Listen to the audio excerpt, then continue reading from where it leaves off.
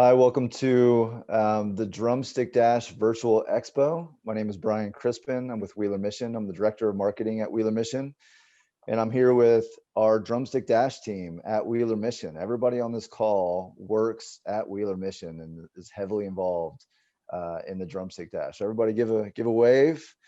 We've got a big group here today. So we've got a lot of stories that we'd love to just share with you about how the Drumstick Dash comes to be each year, and our roles as Wheeler Mission staff during the Drumstick Dash, before the Drumstick Dash, just kind of give you an idea what it takes to put on a race like this and what makes this race unique. And the biggest thing that makes it unique is that it is owned and operated by the charity Wheeler Mission that puts this event on and receives all the proceeds. And so I know everybody here has an interesting story, and so hopefully this conversation will be something that will give you a little insight as the personality that goes behind such an event. So again, I think it's really unique, and I think you're really going to enjoy these stories. So thank you for joining us. Again, thank you for being a part of the Drumstick Dash. Your support helps countless number of people who are experiencing homelessness to receive help this holiday season. So we couldn't be more thrilled to have you involved. So thank you first and foremost. So let's go around the group a little bit. Just kind of introduce yourself and a little bit what your title is and what you would mainly do at Wheeler Mission. And then we'll dig into some of the topics. So Tammy, let's start with you. All right, I'm Tammy Ellis, and I'm the Director of Special Events at Wheeler Mission. So my job at Wheeler is special events, just all the fundraising events that we do and donor events, just making sure they happen. So that's in a nutshell what I do at Wheeler. And Tammy, you've been with Wheeler how long? It'll be 25 years, January 1st. 25 years. Yep. All right. Long and I think you're probably the longest tenured person on this team besides our executive director and founder, right? Yes, Steve, yes. And you've been here since day one of the event. So I've been around all 17, yes. 17 years. This is 18. So. Oh, well, then all right. So the only person with a longer tenure than yourself is Steve Kerr, our race's founder. Steve, welcome. Hey. Welcome. Thank you, guys. Just so grateful that you've all joined us today. Looking forward to a great race. Yeah, my name is Steve Kerr. I'm the Executive Vice President of Advancement, which is just kind of a fancy phrase, fancy title that means I get to work with all these amazing people to do a lot of really cool things at Wheeler Mission. And some of those things include all the fundraising, all the marketing, public relations, and volunteer stuff. I sort of have a chance to have a hand in those things. Probably the thing that excites me the most, at least with the job side of things, is the Drumstick Dash. Yeah, it's true. I founded the race a bunch of years ago, and it was just a passion of mine, and running has always been a passion of mine. So to be able to combine those things, the passion with running and a way to make that work with helping provide services for those experiencing homelessness has been incredibly gratifying. So, and just again, thank you guys for being here, and I hope you learned something today. And we're all excited to work for you, Steve. I know you've been a great boss to us over the years, and your vision has been incredible both for Wheeler Mission and for this event. So we're all very excited to work for you, and we appreciate your leadership. So is that 365 days a year or just occasionally? Just today. Okay. I'll accept that. All right, today I'm in a great mood, and I love giving you a little bit of shout out. So thank you, Steve. Amy Nelson, our Director of Communications, right? Yes. Yep. So I started at Wheeler in September of 2009. So just a couple months before the 2009 Drumstick Dash. And I do a lot of the communication pieces for Wheeler Mission. So if you see Wheeler Mission's logo on something, it's usually something that's come through my area.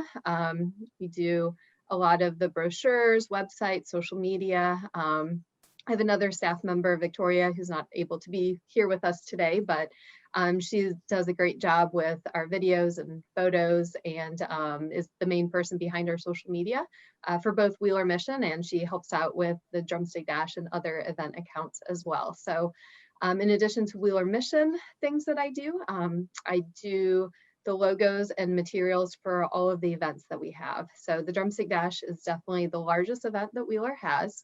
It's the largest fundraiser. And in my opinion, it's one of the funnest events. We also have a golf event. I'm a golfer, so I really enjoy that event too. But the Drumstick Dash is just an awesome event. I have the privilege of doing the race shirts and the design for those every year. My kids think it's cool that I do the turkey shirts. But yeah, it's been a really fun time to be here at Wheeler and to be able to use my artistic abilities for to help raise funds and awareness to help those who are experiencing homelessness and addiction in our community. It's a great privilege. Mhm. And you do great work, Amy. Great job this year on all the designs and colors. They look great. You can see some of that in Tammy's box there. You can see the design of this year's logo and the color. All right, and then we have the other two are some of the newer people on the team. Let's talk to Jessica. Jessica, tell us about yourself. Yeah, I'm Jessica Gutierrez, and I'm the special events assistant under Tammy, but I primarily work with our volunteers. So I started a little over a year ago and basically just jumped right into Drumstick Dash last year. And honestly, there's nothing really like Drumstick Dash season. I feel like at least being here a year, I've at least had one cycle of all the way through, and it's been a lot of fun just being a part of this team and recruiting volunteers for our special events, the golf event and other things. But yeah, there's nothing like the Drumstick Dash. We're glad having you. You've done a great job so far. And then the other kind of newbie on the team in this mixture of veterans, Kayla. Kayla, tell us a little bit about yourself. Hey, I'm Kayla Wilhelm, and I am the special events assistant, also under Tammy. So similar to what she said, I just kind of help with all the logistics for all of our events. But yeah, I'd say my favorite is the Dash. I volunteered for the Drumstick Dash in 2011 and 12 in the food court. So I got to pass out a bunch of bananas, and I just remember I was like, oh, this is like cool. And I had no idea all the work that goes in on the backside, but it's very fun to get to work on this end now and see everything that goes on behind the scenes. Mm-hmm. And I say newbie, but you've been here a few years, right? Yep, this is my third Dash. I'll be here 3 years in February. Yeah, it seems like you've been around just for a short time, because some of us have been here for a long time. And as Steve has put together a great team. Here we've got a mixture of veterans and some newer faces, and the team has grown a lot. So Steve, tell us a little bit about that. How did the team grow, and how did it start? I think it was just you at first, right? Yeah, it was. At one point, it was just me and trying to figure out how to have to put on a race. And I had done a lot of races before, but never put one on. So that was sort of a big challenge in my life. Fortunately, I was able to call in some pros in the area, Bob Kennedy and Don Carr from Tuxedo Brothers. And the three of us sort of made it through the first couple of years. And I realized there's a lot of talented people in the organization, a lot of talented people who are wanting to help. And I think the first person that came along was Tammy. And Tammy's had a couple of roles at Wheeler, and I'm so glad that she's landed in development and into our department. Going from, but we thought originally it was going to be a small race, 500 people we were hoping for. Actually had about 1,300 the first year, to a race of, at times, 20,000, making it the 50th largest running event in the entire country. Has been a real interesting challenge and exhilarating to me to see the thing grow. So that's been one of the most satisfying things that I can think of, is just seeing how people have embraced the Drumstick Dash, including the city of Indianapolis, the media. Mm-hmm. Everybody has embraced it now, and it's part of the fabric of our community, much like the lighting of the lights on the circle and all the other traditions, including the 500. People think of Indianapolis, they think of a number of things that are traditional. One of those is the Drumstick Dash, and that brings me a lot of satisfaction. Yeah, again, you've done a great job leading our team, and of course this year's a lot different. Tammy's been going through a lot of information, and there's a lot of decisions that had to be made this year. And of course, there was a question if Drumstick Dash would happen this year, and we're excited that it will. We've got an event that we're excited that we're planning, and a virtual option. But Tammy, tell us a little bit about, talk a little bit about how we came up with the numbers that we came up with, the cap that we came up with, and some of the race day logistics that you're going to have to coordinate. Tell us a little bit about that process and how we came up with all that information. Yeah, it was quite the process. Of course, COVID hit and everything shut down. The running industry took a huge hit, as did other organizations and industries and businesses, but it was just kind of a guessing game for a while. We ended up sending out a survey at some point, I think maybe in May, sometime over the past few months. We sent out a survey to all our past participants, just kind of asking, would you be interested in coming to the Drumstick Dash? And if yes, would you be interested in person and in virtual? And kind of surprised us. At least half of the people wanted to come.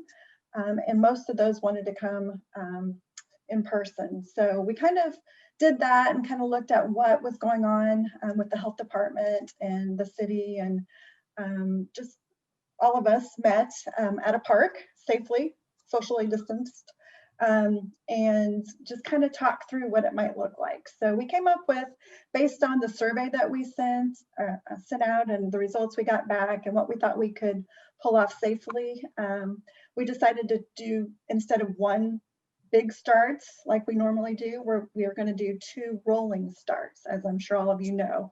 The first one between 8 and 8:30. If you chose that time, you can come anytime between there and cross the start line.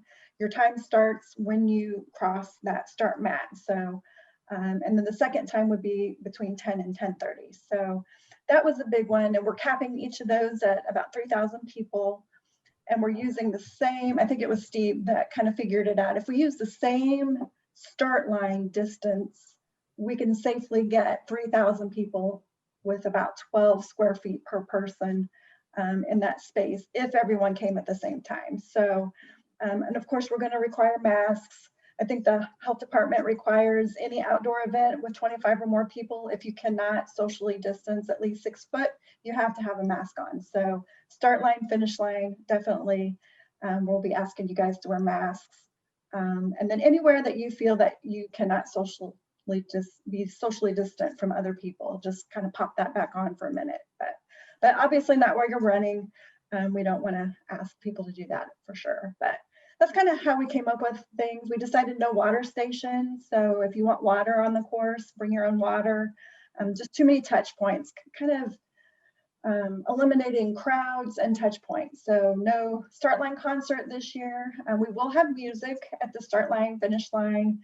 We have a few DJs out on the course as well, and some cheer stations, fun zones, things that we can still do without having the crowds and touching things. So the food court will also look different.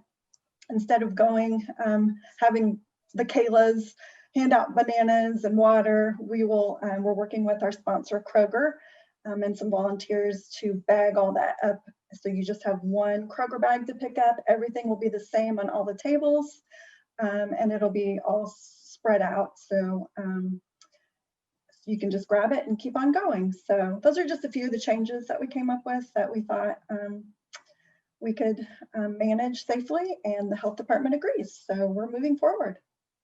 Yeah, I think it's important to just kind of reiterate that most of the plan came when we listened to our participants. What they wanted, what they didn't want, what they were nervous about, and also other resources like Running USA. Certainly, we listened to events from all over the country. I mean, there are people trying to put on small events and large events, and Running USA has been a great resource for us to lean on. And so a lot have canceled, but a lot have come up with great ideas even before they canceled, and we were able to use those right here in Indianapolis. So it's been a great resource. Lots of webinars. Lots of webinars, yeah. So there's a great race going on this year. Obviously, it's different. And COVID has kind of made a lot of things different. So chime in here, guys. So how, obviously we're all working in different ways. Some of us are at home right now talking to you. Some of us are in offices. How has COVID made your job? You talk a little bit about what your job was. How's it made it different this year? Amy, let's start with you. what's the challenge and how have you adapted? So I think my situation before COVID was a little more unique because I did primarily work from home even before COVID came. So I would have a couple days in the office and a couple days at home. I think the biggest thing was just adjusting to having all meetings virtually. Previously, before COVID, you know, I'd have a lot of in-person meetings mixed in with a few virtual meetings here or there. And I am very much a people person. I love time to chat with coworkers and friends before meetings and after meetings. And so that was definitely a big change. When COVID first hit, you know, Wheeler Mission as a whole had to make a lot of decisions. And so there were lots of really long meetings that were very focused on what was going on, what we had to do in order to keep our guests safe and our staff safe, and you know, how we'd handle volunteers. And so there was a lot of meetings where, you know, I got to see people, but not actually like see them in person.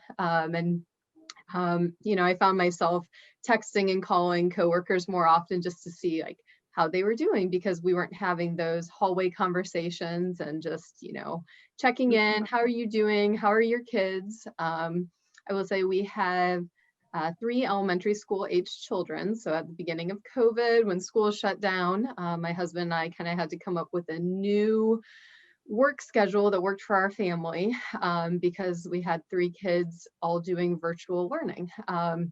And so it was a mix of, you know, figuring out when they could be online based on when we had meetings, because our Wi-Fi only worked so well, and things like that. So I'm glad that we've been able to go back to having some in-person meetings outside, socially distanced. I do enjoy seeing people in person.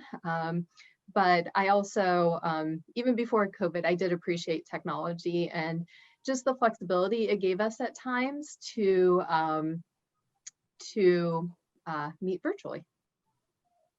Yeah, it's Steve. I know obviously it's affected our work days, but this has affected Wheeler in big ways. So, you know, with the biggest thing, the reason that we do Drumstick Dash is to help Wheeler Mission. It's fun, it's exciting, it's a great tradition, but you know, if that cause wasn't there, Drumstick Dash wouldn't be what it is. And so people are rallying around us in different ways this year, in all kinds of ways, from donations to volunteering to helping, and just with whatever resource they have. And so Drumstick Dashers are coming to help us, to help Wheeler Mission by running, walking, doing physical activity.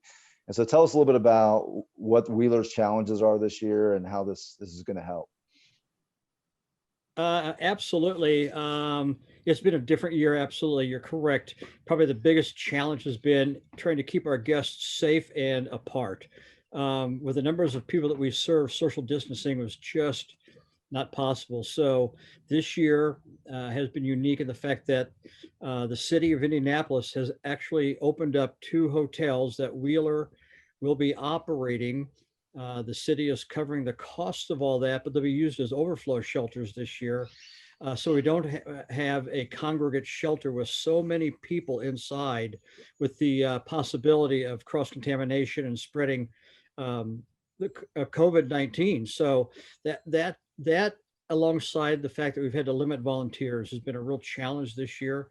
But it's also been amazing to see how the community has stepped up in a lot of ways. Financial, sack lunches, thousands and thousands and thousands of sack lunches have been provided by the community to help feed our guests, where we had, it's just not possible for us to cook because we had so many of our people out home safely, or unfortunately had contracted COVID-19. So it has been unique, Brian, but probably the most rewarding thing is seeing how the community has rallied around Wheeler Mission and continues to do so even through the Drumstick Dash. The numbers of people who have signed up to participate live and virtually has been an amazing blessing for all of us. Yeah. Yeah, it's been incredible. I know I get the opportunity to work with all of our sponsors, and I've reached out early and often to our sponsors to let them know what's going on with this event. And I'm just proud to say that almost every one of our sponsors stuck by our side and not only helped financially with the event and with at Wheeler Mission, but also has helped us to get the word out. Almost all of our marketing that goes out comes from our sponsors. So when you see billboards out there, when you see Starbucks allowing us to advertise inside their facilities or their stores, Kroger, Huntington Bank, I mean, you name it, the list goes on of sponsors that have stepped up from our corporate community. And now you'll see the individuals coming out here on Thanksgiving morning, running either at the event or running virtually. And so it's all a part of helping making sure that Wheeler Mission's doors are open when those people who are told to shelter in place at times don't have a home, and they're looking for a place to shelter. And so Wheeler's been that for them. So now this year we say is more important than ever before, right? So let's lightning round real quick, and then we'll just make this the farewell from our meeting. But so it's Thanksgiving. Our team is hard at work every day or every year at Thanksgiving. Sometimes we get there at 3-4 in the morning, it seems like, setting up cones. We're there for a couple days most years, doing the expo, doing the event. So Thanksgiving has become kind of a thing of the past to me, as far as what my tradition used to look like with my family. But tell us a little bit. We'll start with you, Kayla. Tell us a little bit about your Thanksgiving day. What do you do after the race? And how tired are you right after the Drumstick Dash? Typically after the race, I will go down to my grandma's house. All my cousins, great cousins, second cousins, whatever they're called. We all go to my grandma's house. Yeah, I don't know. I guess I just hang out with my family. I've been fortunate enough that I guess 2 years ago at the Dash, my then boyfriend helped, and then so I got to spend time with him. And then last year he was my fiance, and this year he'll be my husband. Well, he is my husband, but First so time, yeah, right? first time married, time, yeah. Good. Not first time being married, first time at Drumstick Dash being married. So Yes. This is exciting. So we're just planning to spend time with each other, and this year just with immediate family, not going to my grandma's, but always very tired, like Brian said, early mornings, but always good. Happy to be there, and yeah, it's the best day of the year. So Jessica, we had a hotel last year, the Hyatt place in Indianapolis, Keystone, always puts our team up, and so great opportunity for us to just kind of rest and get ready. But so we get up early. We came out. That was probably your first year at the Drumstick Dash doing that. What was that like, and how was that a shock for you as compared to most years? I did not realize the amount of, or like the lack of sleep, like the amount that you don't get any sleep, which is okay. But yeah, I mean, it was great being a part last year. I think it just, honestly, I felt like the adrenaline and the excitement for just being there on my first year was like, oh, this is awesome. It outweighed the tiredness for sure. But then, immediately after, I just went home and laid on the couch for 6 hours. Take a nap. Slept. Yeah, I woke up and it was dark, and I was like, okay, I guess I'll just go back to bed again. Do you get a hot Thanksgiving meal? I did. We made biscuits and gravy last year. Nice. Good. Yes. Improvise. Amy, you've got a big family. What's your Thanksgiving day look like? So we're blessed with both my parents and my husband's parents are local, along with some other family members. And so usually whoever's in town will come over to our house. We have the biggest house with the biggest kitchen. And so thankfully my mom and mother-in-law are wonderful cooks, and they usually handle most of the Thanksgiving cooking since I'm at the Dash. And in years past, my husband's volunteered. We had one of our kids come with us last year to volunteer. So when I get home, I usually just eat a bunch of stuffing. My mom makes the best stuffing, so I just have a whole plate of it with gravy. Don't need any turkey. That's all I want after the Dash. So sounds good. It's good. It's nice to see family. Yeah, absolutely. And Tammy, I know your mind churns all night trying to put all those pieces together for what Drumstick Dash looks like. Do you sleep the day before Thanksgiving, and what's your routine after 18th. Really, this will be your 18th Drumstick Dash. So I'm Yeah. sure you've got a routine. Yeah. As we've grown, obviously, it's gotten harder and harder to sleep.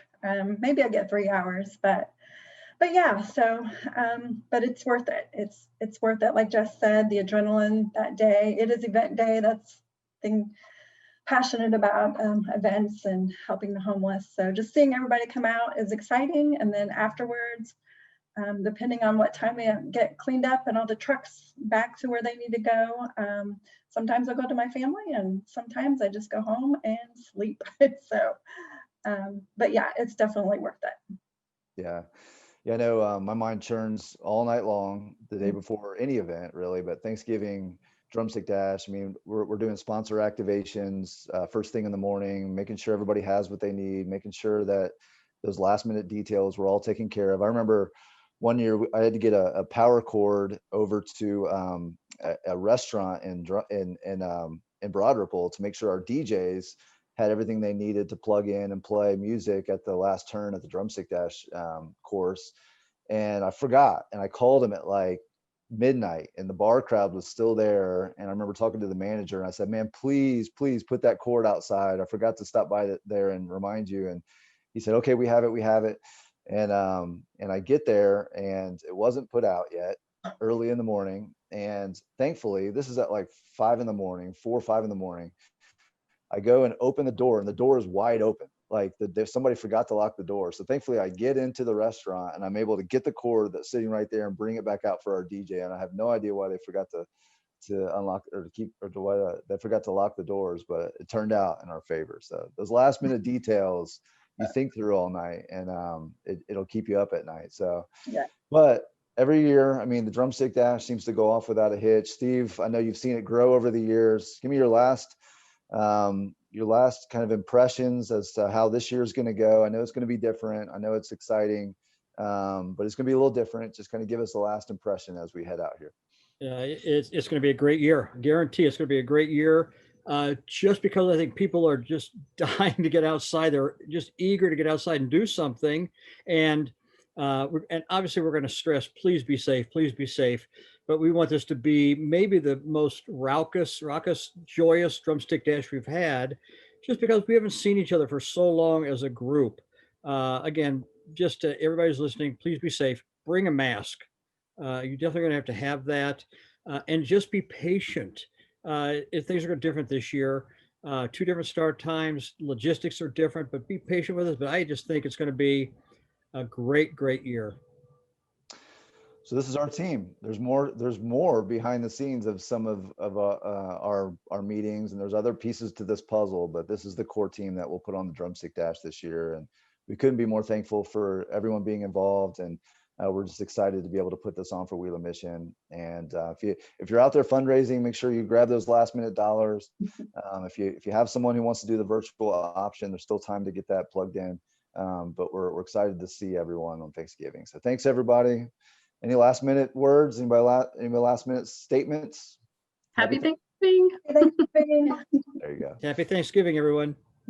All right. Thank you. We'll see you soon. Bye.